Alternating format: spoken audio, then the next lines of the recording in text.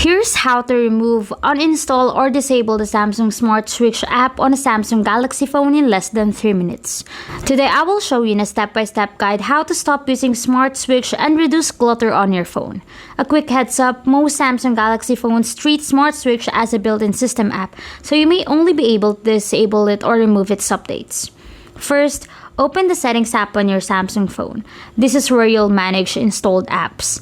Once you're inside, tap Apps to open the complete app list, then scroll down and select Smart Switch. You'll see the app information page with options that depend on your device. Next, look for the Disable button. If it's available, tap Disable and read the warning message on your screen. Then tap Disable app to confirm. This turns off Smart Switch and removes it from normal use. Then, check whether an Uninstall Updates option appears. If you see it, tap the option and confirm. This restores the app to its factory version and can free up some storage space. After that, open storage from the Smart Switch app page.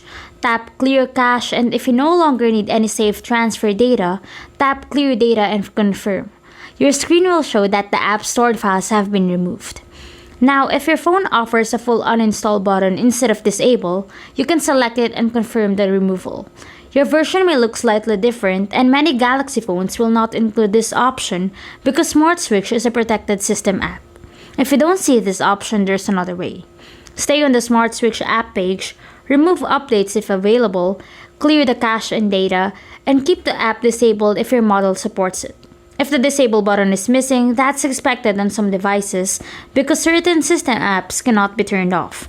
Once everything is set, Smart Switch will either be disabled, restored to its built-in version, or removed if your phone supports it so it no longer actively gets in your way.